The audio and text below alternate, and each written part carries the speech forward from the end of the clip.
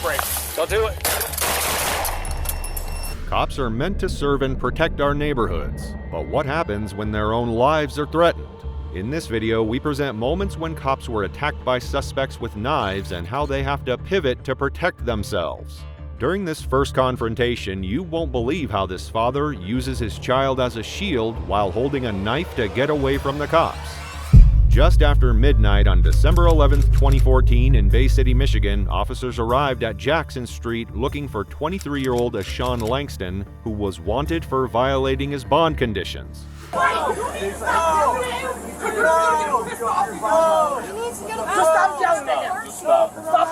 Officers found Langston sitting in a car with his 1-year-old child. They informed him he was under arrest, but he refused to step out. As officers tried to reason with him, he became increasingly agitated, insisting he hadn't broken any laws. Listen, you know how it works. If you refuse, you're gonna get a You have to kill me because I ain't break the law. You're getting a resisting Y'all charge. gonna have to kill me. Langston argued with the officers, claiming they were lying about his bond conditions. I'm trying to spend time with them. Put your son down now. What do you mean? Put your son down. Despite multiple warnings, he continued to refuse to exit the vehicle. Officers decided to break the window to remove him, but Langston grabbed his child and used the toddler as a shield. Tensions escalated as the officers pleaded with him to let go of the child. With no progress, officers broke the car window. Langston continued resisting, shouting that the officers would have to kill him before he surrendered.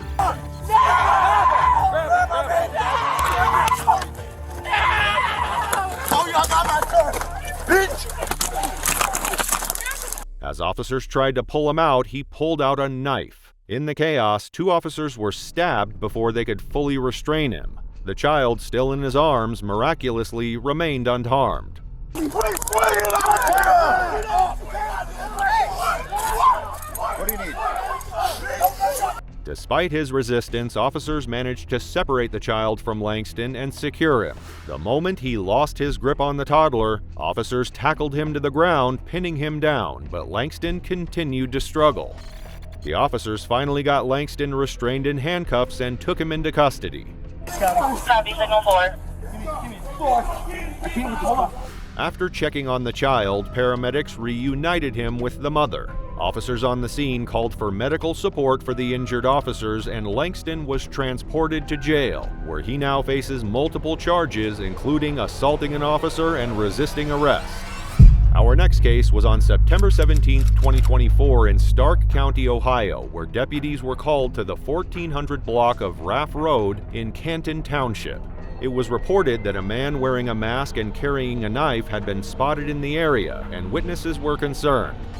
The suspect, later identified as 35-year-old Jacob Weisgarber, didn't listen to commands and refused to drop the knife. Instead, he turned and ran, sprinting straight onto the highway, weaving through traffic. Deputies had to stop cars to keep him from being hit. Get down! Quick!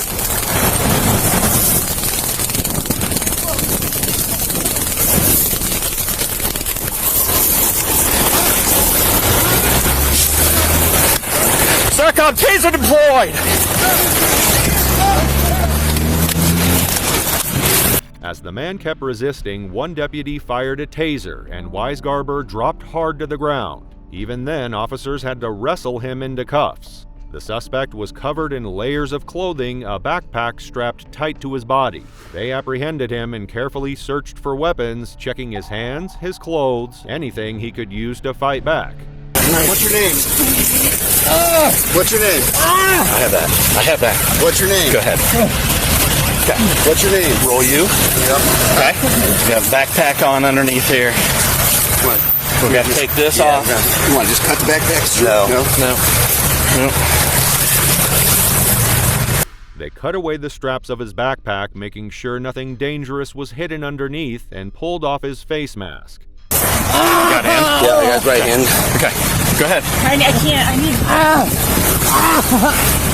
Knock it off. I can't. We got his. Yep. Like I said, if I would have behind my door, that'd been close enough. The moment Weisgarber had raised that knife, he was a split second from getting shot. It could have ended much worse, but the taser did its job and a life was spared. Weisgarber was booked on multiple charges which included aggravated menacing, inducing panic, resisting arrest, and that wasn't all. He already had warrants out for aggravated possession of drugs and attempted grand theft. Not a great day for him. It was just after 4:22 a.m. on January 15, 2025 in Fort Worth, Texas, when officers from the Northwest Division responded to a domestic disturbance at a home in Westgate District after a 911 call. My son's getting a knife. Here, come out here. Open the door. No, open the door. You gotta open the door. Come on. Come on. Open the door. When officers arrived at the scene, the caller had trouble opening a metal screen door, but managed to speak to officers through a small opening. Come on, laugh at me like you did last time. Who laughed at you last time? Just talk to me. Bitch. Just talk to me. No, I don't have to talk to you. Talk with it with God. Shot 226. She's 32 with a knife.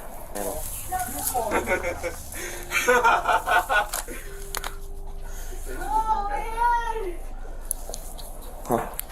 The officers saw 28-year-old Brandon Adame holding a knife. They heard him making threats as his voice was getting louder. His mother pleaded with him to stop, but he wasn't listening. Here, just talk to me. Hey. Just talk to me. As officers talked to him to get him distracted, others moved to the backyard looking for another way in. His mother stood near the front trying to calm him down, but Adame's behavior was getting worse. Watch out. There's an area to the left. There's an area to the right, okay? When I go through, we're gonna make sure. Fearing for the safety of those in the house, officers at the back kicked in the door.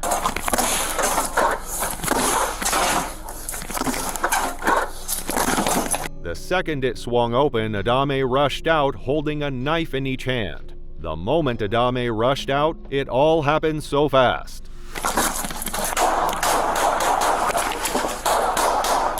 Stop! Don't move!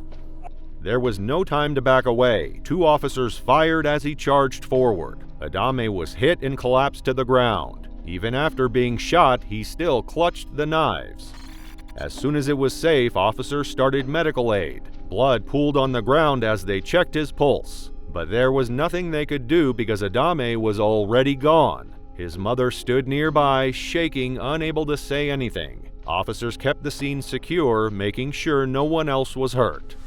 Adame was pronounced dead at the scene. No officers were hurt. As the sun began to rise, investigators arrived to document everything. The two knives were bagged as evidence with blood stains still on the blades. On November 23, 2024 in Greensville, South Carolina, dispatchers got a 911 call from a woman threatening to do something reckless at the Kmart Plaza.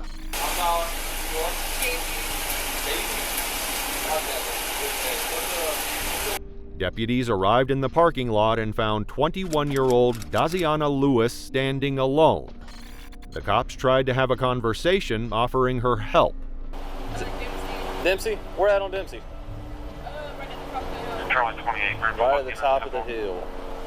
After a little chat, she suddenly pulled a knife from her pocket and raised it. Her body tensed and she took a step toward them. When they asked her to drop the knife, she resisted. The second deputy fired the taser at her. Daisy, I guess you told one of the people at our dispatch that... Stop it! Drop it! Drop it! Drop the knife. Daisy, drop the knife. They tried again to talk her into surrendering, but Lewis wasn't backing down. She kept the knife raised and rushed at the cops. Deputies had no time left and pulled the trigger. She dropped instantly, collapsing onto the pavement. That positive change. I understand reaching out for something that's crazy. Don't do it.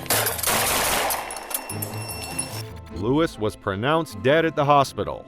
Agents from the South Carolina Law Enforcement Division arrived to collect the knife and document the scene. Deputies stood nearby, their faces unreadable, still processing what had just happened. Not all police calls have a happy ending. We hope they do all they can, but in a flash, it can all go wrong. Make sure to like and subscribe for more of these crazy tales.